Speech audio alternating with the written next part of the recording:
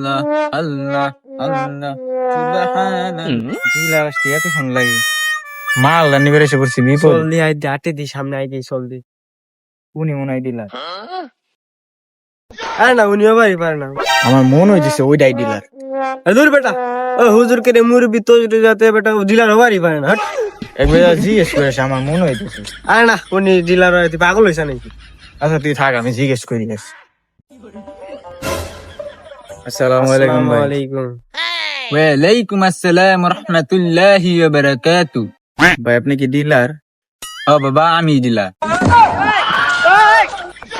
কইছিলাম না আমি উনি ডিলার। মালটা দিন।